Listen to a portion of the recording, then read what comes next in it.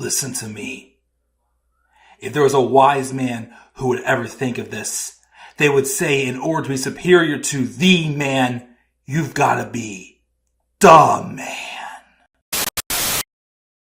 For I am the man himself.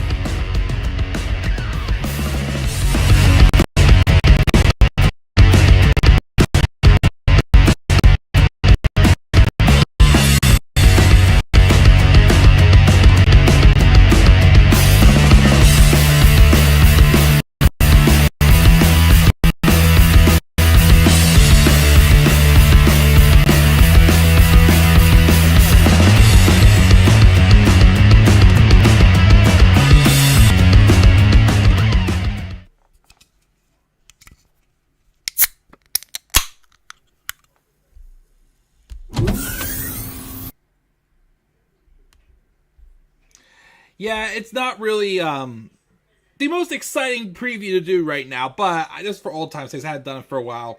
Had a crack open a cold one. Well, it's pop, but it's Orange Crush, but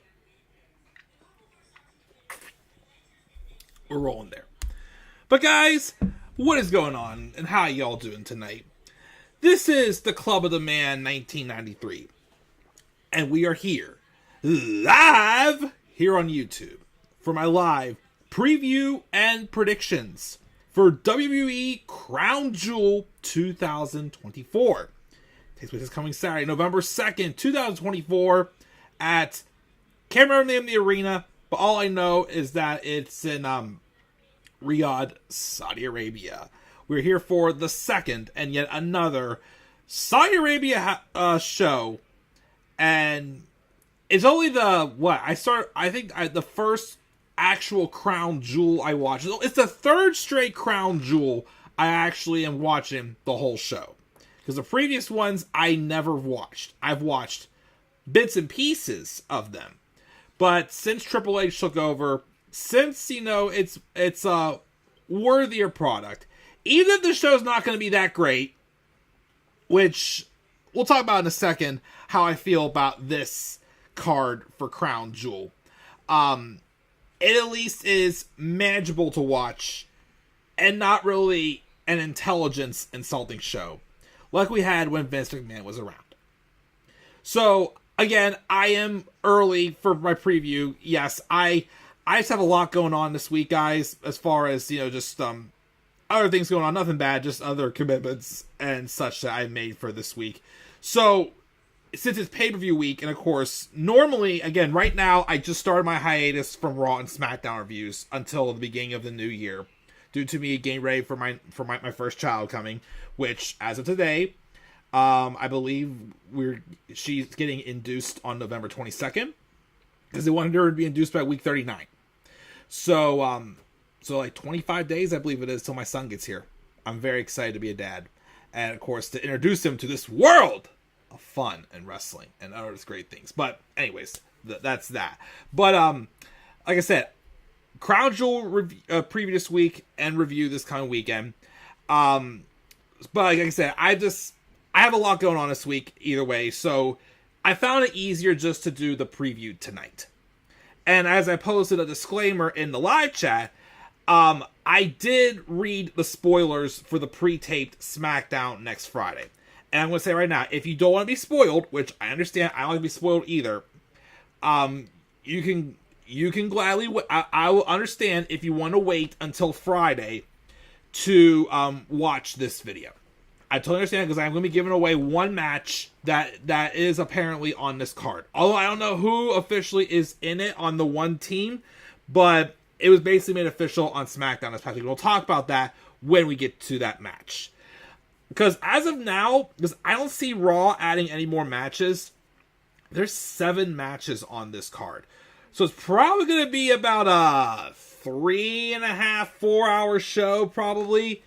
It's the Prince. They got to satisfy him. So yeah, there was going to be more matches on this show. Because Triple H has been sticking to it probably about 5, but now we got 7. So, okay. And again, as I mentioned in the past couple weeks, I'm really not that excited for this show. my expectations are on the lower side. I don't expect the show to do much, especially now that they add in the concept of the Crown Jewel Championship. And as I've been saying for weeks, I am not opposed to any champion versus champion matches. Just add some sort of stakes to it. Don't make it like a bragging rights match. If it's just like a bragging rights match, then just put it on Raw or SmackDown. Because putting it on pay-per-view, it just does not feel special. Like I said, you can do something literally as simple as what's the word I'm trying to hear? Like something like, the winning champion gets to be the headliner for WrestleMania. That title gets to be the main event title for WrestleMania. Even though, of course, but that might be weird. Or, the winning champion, their brand gets the first pick in the next draft or something. I don't know. Just something else besides just a trophy championship. Because, again, it just means nothing. Like, we're getting Gunther and Cody Rhodes. That's been a dream match of mine for the past 2 years. And we're getting it, but there's no stakes to it. It's just a trophy title. That's all it's getting. So that kind of killed my excitement. But I can't deny and say, wait, look at these 7 matches. This is still a pretty strong card.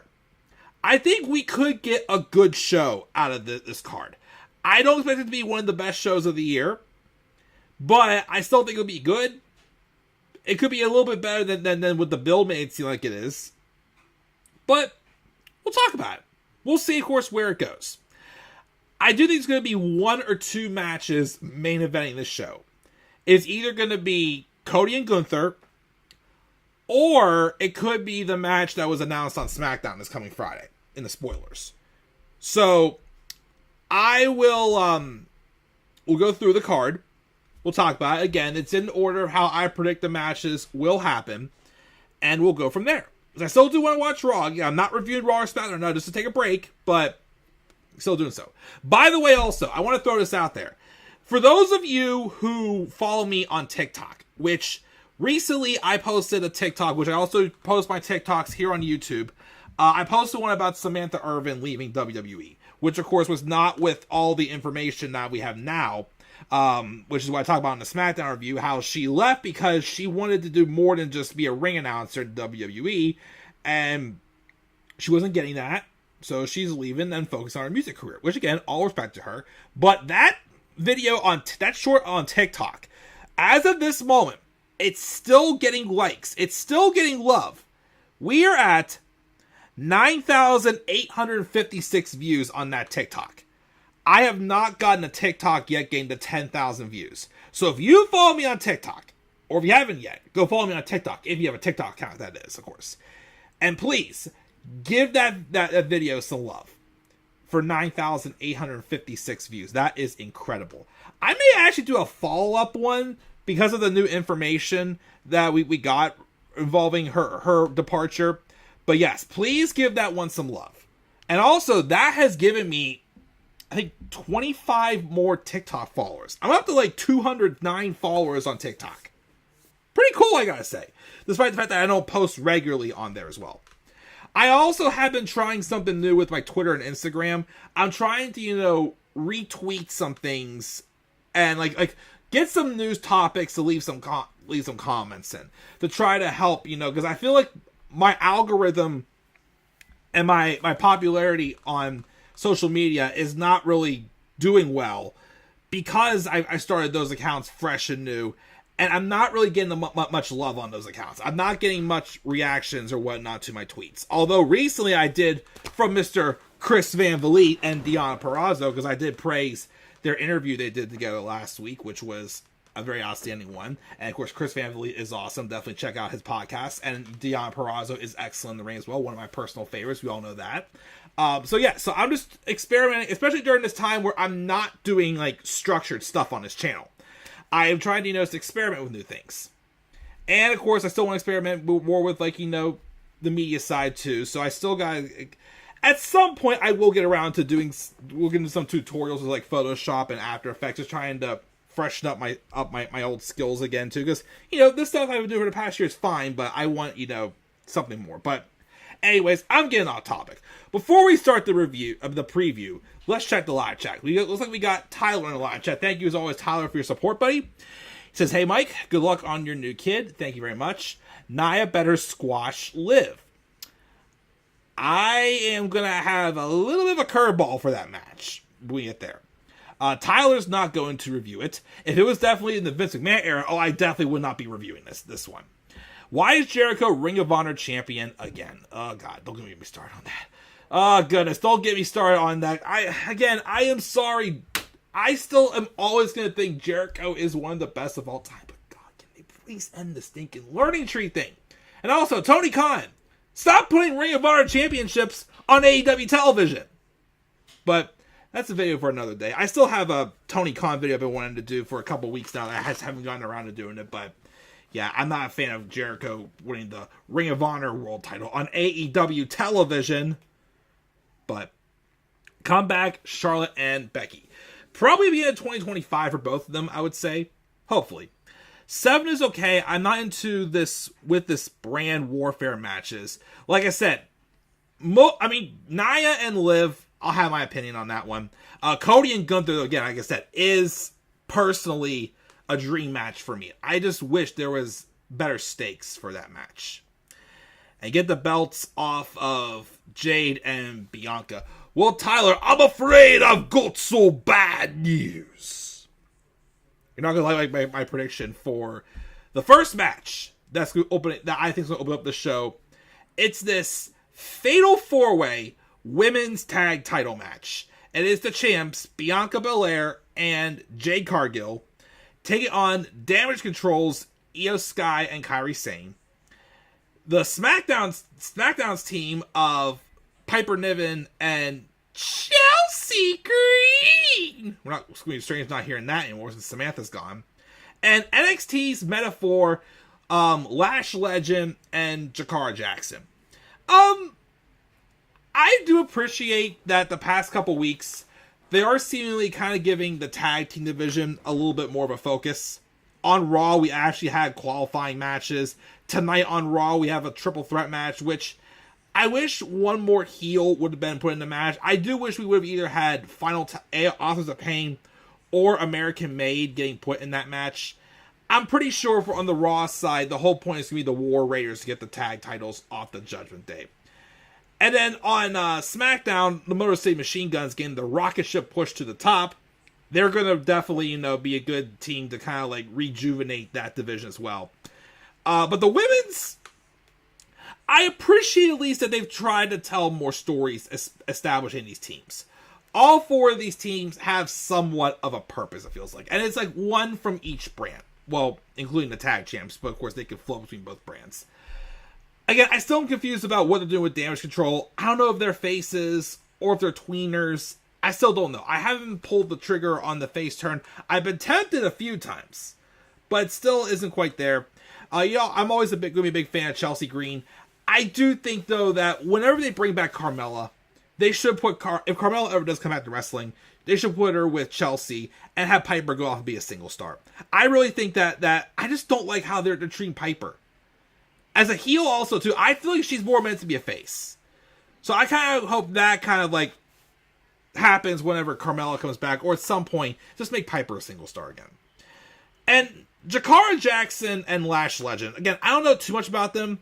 I know the few times when I've watched an NXT pay-per-view, Lash Legend still seems like a little green.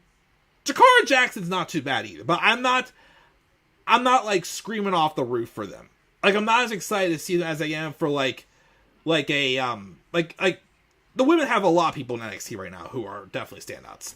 There's, of course, Roxanne Perez, Cora Jade, Jada Parker, Kalani Jordan. Sol Ruka also is one that I'm definitely, intrigued to see what she does. And, of course, the newcomers in Julia and Stephanie Vaquer. Of course, Stephanie, for sure, after the great performance she had against Mercedes Moné at Forbidden Door. But, again, Jakara Jackson and Lash Legend, they're fine. I'm not like overly excited for them to come up to the main roster or anything, but they're fine. So this should be a fun Fatal 4-Way match, I think. I don't think Bianca and Jade are dropping the titles yet.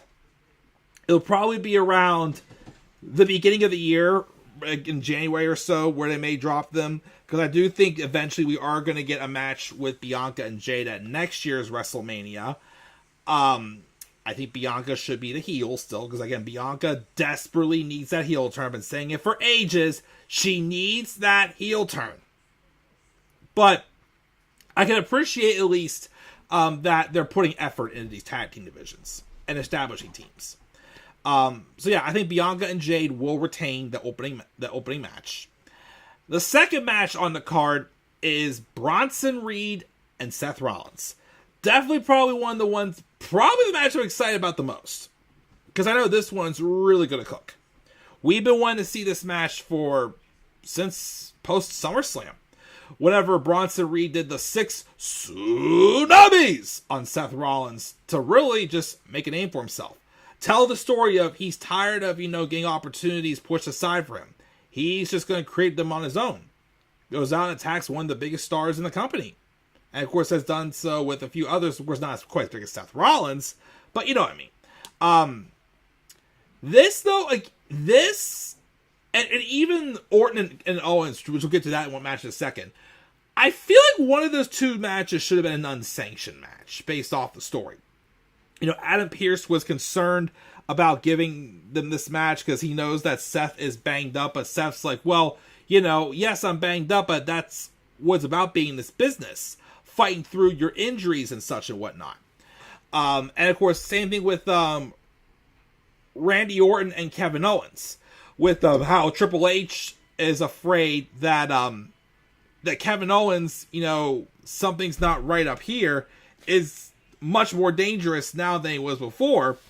To me, I feel like if Authority doesn't want one of those matches to happen, I feel like one of them should have said, well, this match can happen, but we're going to make it unsanctioned because we're not going to be held responsible for what you guys do to each other. We don't think this is right.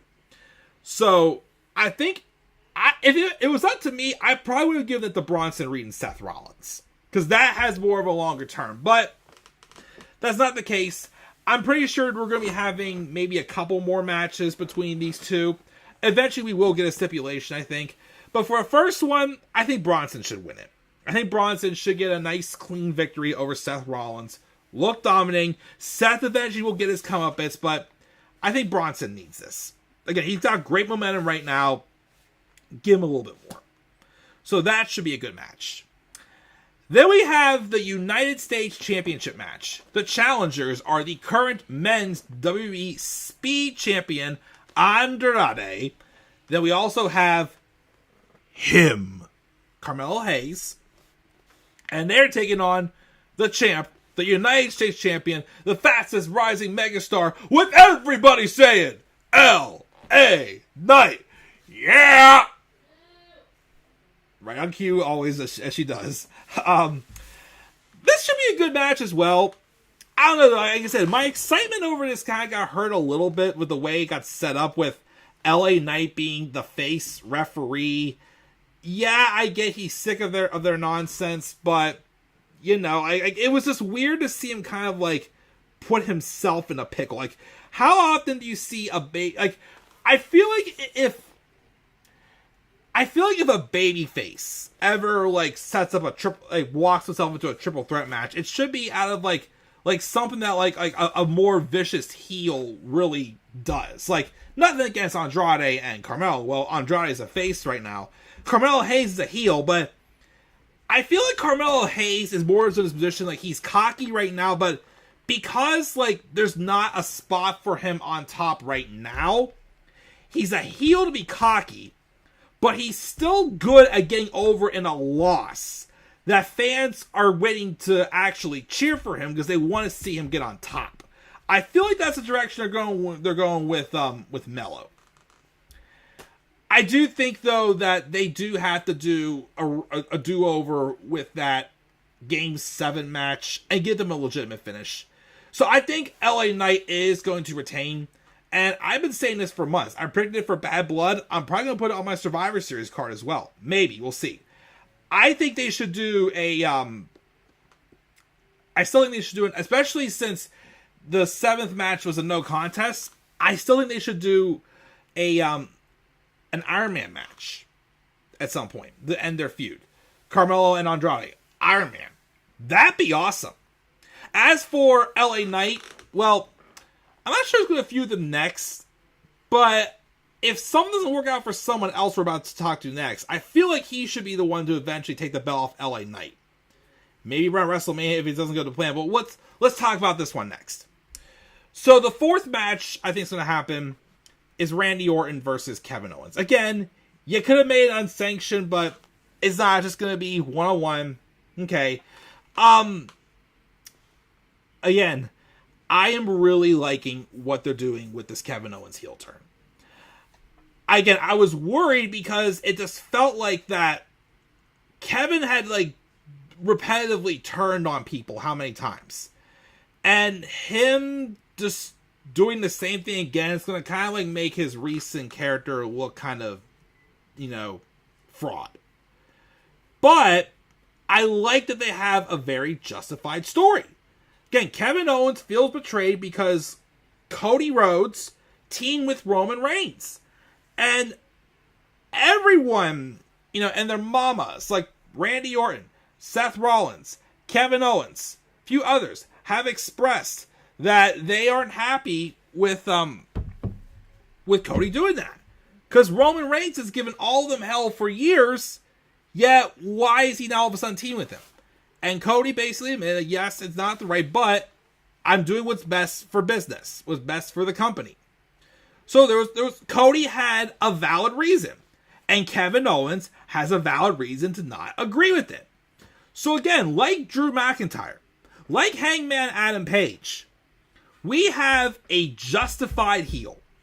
And I love that we have that. That's what I'm gonna keep saying. We need more heels that have these justified stories.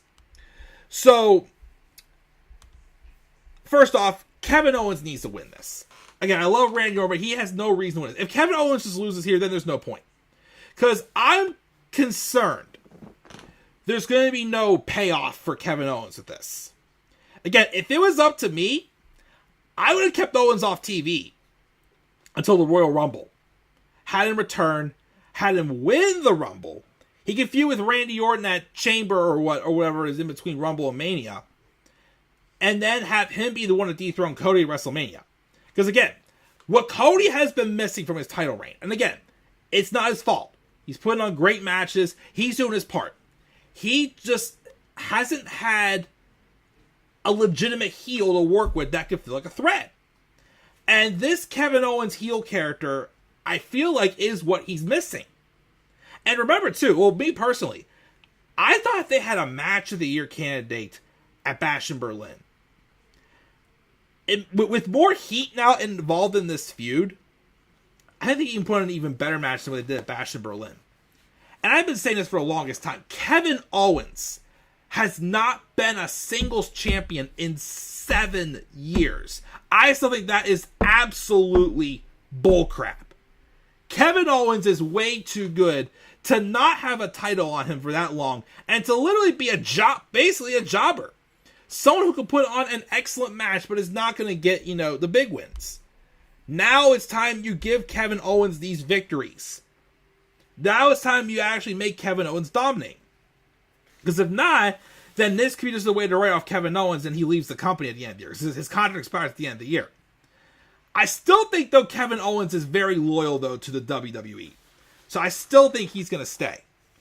But, I still feel like they have to do this thing where, I still think they have to do this thing where it's kind of like how when Kevin Owens first won the NXT title. I think he has to beat Randy Orton, but it has to be like a referee stoppage.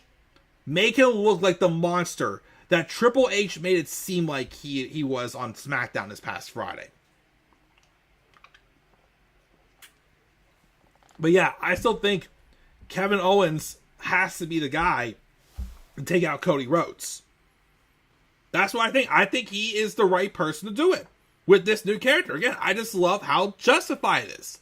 Again, you see Cody's point, but you also see Kevin's point as well. Because if he doesn't win the Universal title, the undisputed WWE title, whatever you want to call it, I do think a feud with him and LA Knight would be great for the United States Championship. I'd hate that it feels like a consolation prize, though, because you're going from, a main event match to a mid-card title that, don't get me wrong, we love LA Knight, but to me, it's like, it's the same thing as always with, like, someone like Kevin Owens, who gets this character change, has a great story, but they don't reward him for it in the long run. Instead, he gets given a consolation prize. And again, I don't get that. So yeah, I do think that Kevin Owens will win by a no contest. I mean, that's right. He'll win with a referee stoppage. And again, he needs to be the one to eventually dethrone Cody Rhodes. Just my opinion. All right. The next match is the one that apparently was made official on SmackDown this coming Friday. That was pre-taped. We're getting the OG Bloodline, Roman Reigns and the Usos, taking on the new Bloodline. Who the three people are going to be fighting, I'm not sure. That was not made official. But basically, again, for those who do not want to be spoiled, if you want to, step away for a second, I totally understand. But for those of you, of course, you want to talk about, like I said, I'm talking about it here just because I'm doing the preview tonight. It looks like the segment was Jey Uso came out and said that, I did what I did because I wanted to get my hands on Solo. And, I'm agreeing to team with you guys, but we still got some problems.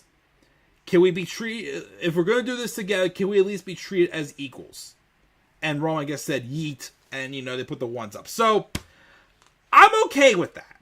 Because like I mentioned on my SmackDown review, I feel like they may have rushed... I feel like they rushed the reunion with Jay and Jimmy too soon. And a full reunion with Jay and Roman would have been... it shouldn't have been happening. But, I at least can like that explanation. Like, there's still problems that needs to be resolved. But, we have a common enemy. Let's be equals. I can take that. So, I don't know, though, who will be the ones, because if it was a few months ago, I would have said Solo, Tama Tonga, and Jacob fought too. Because Tonga Loa was injured with that eye injury, and they've kind of treated Tonga Loa like he's like the weak link of the group. But, now that Tonga Loa is healthy, plus two, I'm sure they want to get their revenge on Jey Uso for costing them their tag titles on Raw this past week. I feel like both of them will be in the match. And I also feel like Solo should be in the match. And not Jacob. Or they could reverse out. But again, like Jey wants to get his hands on Solo. But Solo could sit out of the match just to create that more suspense for War Games. So they could do Jacob instead. But I can also see them doing Solo instead of Jacob because I like that here and there. We are getting those teases of Solo's trying to, not make Jacob look better than him. We've had it maybe a couple times on, on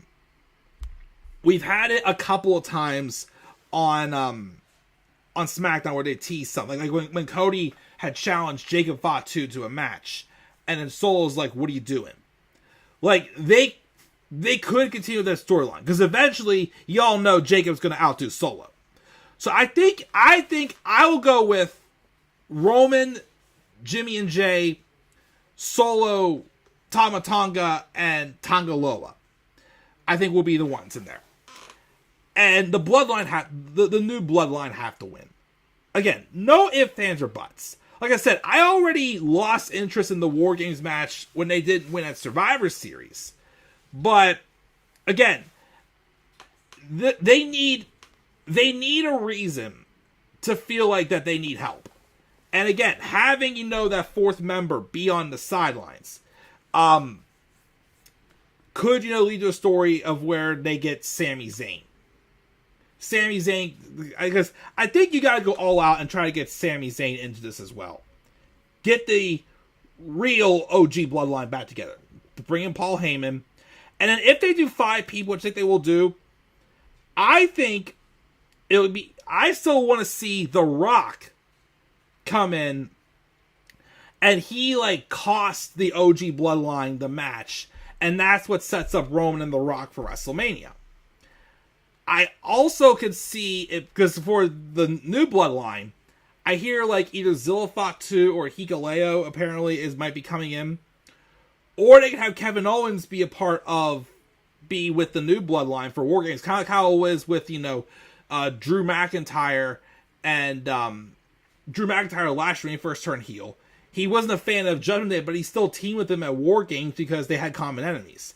So they could do that with Kevin Owens as well. Because I think also, if The Rock's not the fifth member, then it's definitely going to be Cody Rhodes. I think will be the fifth member of the OG Bloodlines team at Survivor Series. But again, new Bloodline need to win this.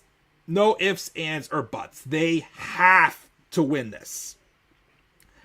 And the only reason why I can see this maybe main eventing the show is if The Rock made another appearance against either Bad Blood. It's the only other reason why I think that could happen. But we had those. Honestly, those first 5 matches, I definitely am more intrigued in than the last 2. Like I said, the Cody and Gunther one, as a dream match, I care, but as the stipulation goes, I don't care at the same time. But first, the women's. This one's going to be an interesting one for me. Because we're getting, for the Women's Crown Jewel Championship, Liv Morgan, the Women's World Champion, versus Nia Jax, the Women's Champion from SmackDown. Some heel versus heel matches work. This one, you see, it can depend. We have Nia Jax, who has been a dominating wrestler, not really taking shortcuts or whatnot. So, like, she doesn't need help to win matches normally. Liv Morgan is definitely much more of a character gimmick and not as known for her in-ring ability.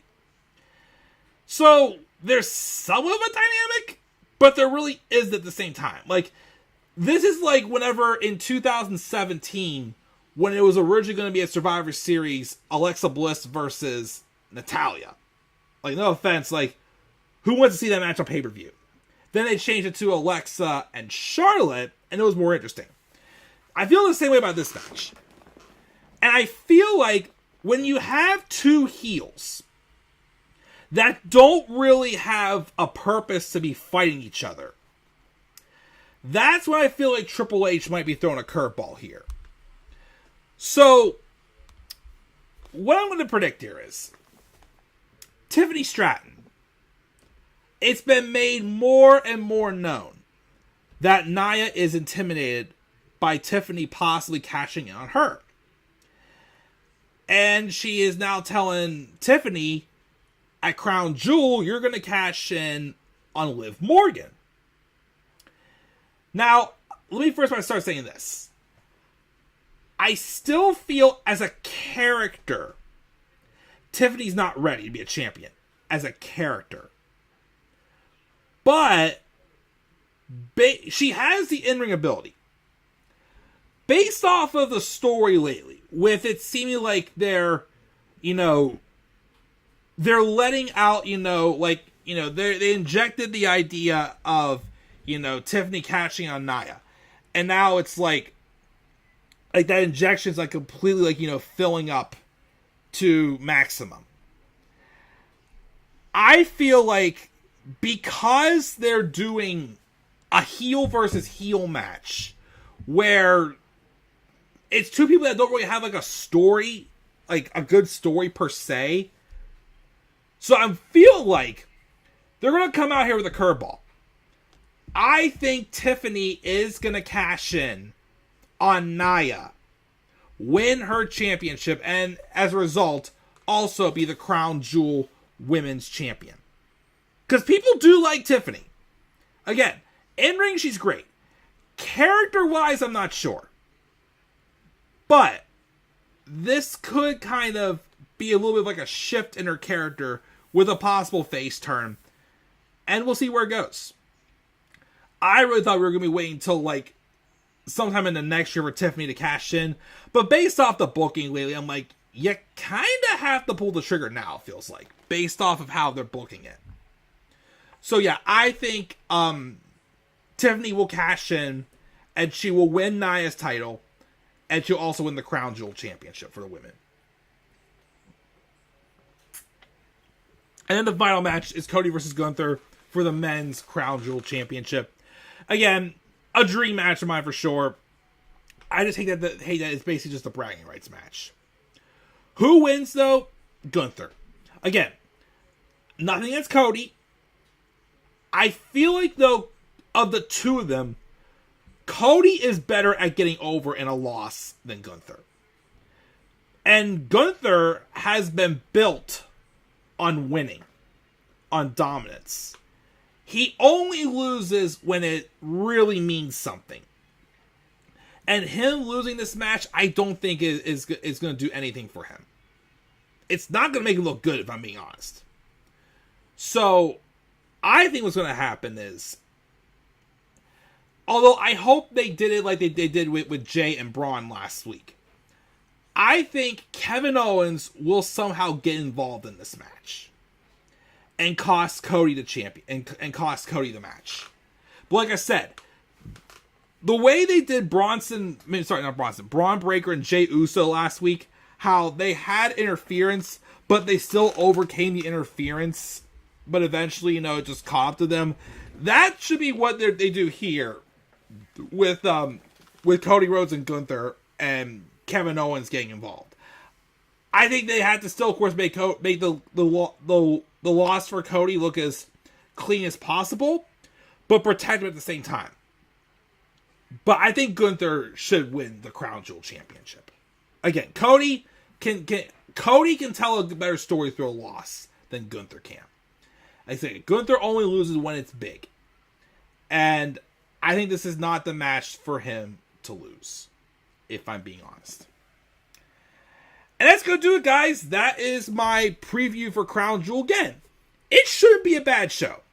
My excitement's probably the lowest it's been for any WWE pay-per-view this year. Well, maybe except for like Elimination Chamber, because that show was super duper predictable. This one's not as predictable, but I just don't expect the quality to be as high as it looks, because it's a blood money show. But again, Triple H has at least put in effort to try to make these shows more interesting in the past few years. So that I can at least give him credit for. But that's my preview. Before I go upstairs to watch Raw, let's check the live chat here. We got Tyler saying Jericho should just leave AEW. I think his contract is up soon, but I think we just need a break from Chris Jericho on TV altogether. I feel like he's just... You kind of have to make absence make the heart grow fonder. But yeah, I think he should just take a break in general. He'll be 54 in a few weeks, I think it is. Again, he's still in good shape, but his stories just aren't appealing anymore. I don't know if he'll come back to WWE yet, but you never know. Because he definitely likes, the freedom he has in AEW.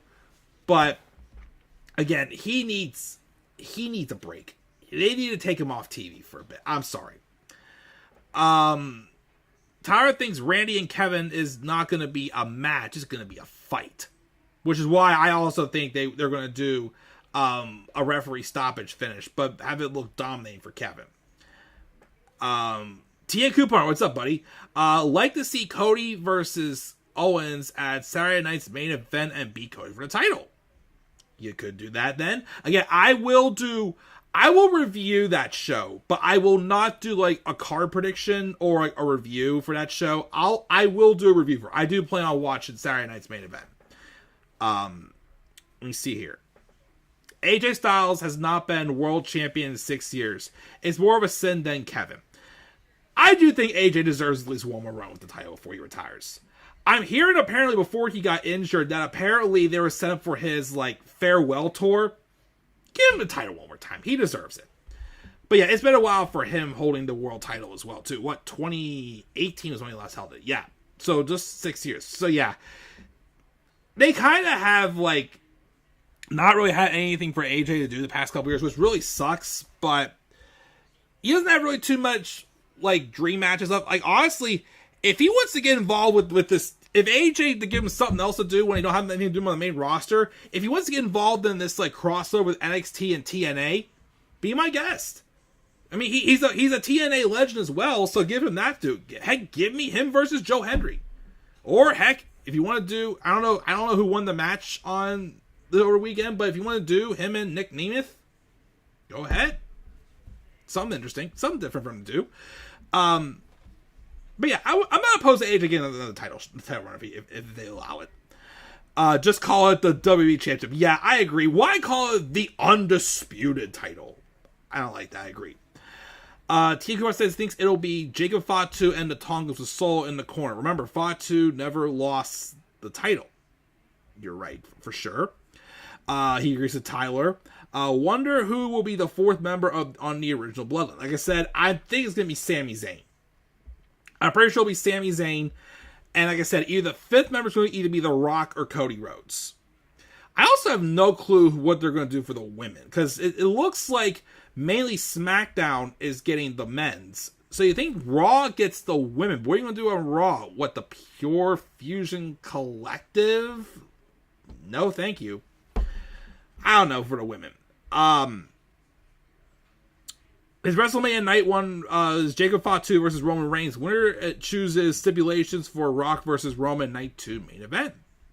They could do that. That'd be pretty cool. Do you think Tiffany will cash in during Live and Nia? Yes, I do think so. Tyler thinks that Tiffany may fail her cash in. We'll see if they go with that. And T. Kumar says, I can see the ending of Gunther versus Cody to set up Cody versus KO at Survivor Series. Which I think that's probably who Cody will fight if he is not in the War Games match.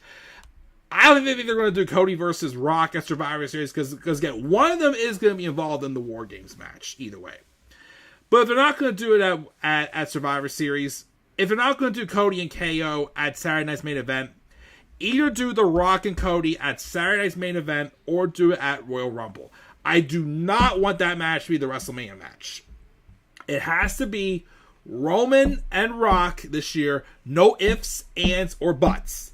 They were going to give it to us last year, but they decided to see where our heart stood because we had a conflict. People wanted Cody. People also wanted Rock. So what did they do? They let the fans speak for themselves. And they allowed the fans to find where their hearts stood. And they gave us what we wanted. And we also got great TV out of it to begin with. So, like I said, Cody and Rock is not the way for WrestleMania. But if you want to do it beforehand, be my guest. And we do Rock and Roman at WrestleMania. The match I've been waiting for 10 freaking years. Since Rumble 2015. But, But yeah, that's going to do it, guys. I'm going to get ready to go upstairs and have dinner and watch Raw.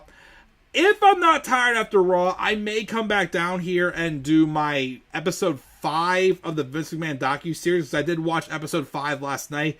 Not what I thought it was going to be, but it was still good. But I will do episode 5 review. Other than that, again, I'll probably maybe try to slip a few things in here and there, but I am pretty busy the rest of this week with a couple other things going on. Tuesday nights are my nights out still until, it comes around the time for the baby to come out. Then, of course, I'll be taking a break from my Tuesday nights out. And, yeah, a couple other things I have going on, too. But, again, there will be content for November and December. It's just not going to be a structured channel for a few months. And then January, once I get settled back into fatherhood and just see what I can and cannot do, or basically just get used to my new schedule, then I'll come back, of course, to do the Raw and SmackDown reviews. Also, again, make sure, if you follow me on TikTok, make sure you give the Samantha Irvin TikTok I made some love. Again, I'm at 9,863 views. I would like to get that one to 10,000 if possible. And again, I may do a follow-up one on that. So please definitely give that some love. And guys, that's going to do it. Thank you to Tyler and Tia Couponer as always for your support. What are your guys' thoughts on this preview for Crown Jewel? What are your guys' thoughts on these matches? Who you think are going to win? Do you think Tiffany Stratton will cash in? Will Kevin Owens get involved in Cody and Gunther? Who will be the three teaming for the new Bloodline? Will The Rock appear? What will main event? Do you also think either Bronson Reed, Seth Rollins, or KO and Randy should have been an unsanctioned match? Leave your guys' thoughts down in the comment section below. Slap a like on the video and subscribe for more content on my channel. You may follow me on Twitter as well at the Club of the Man 93. You can follow me on TikTok and Instagram at the Club of the Man 1993. And again, give that Samantha Irvin video some love on TikTok and get that to 10,000 views. Until then, guys, I'm checking out. I'll catch you guys all later. Have a great rest of your night.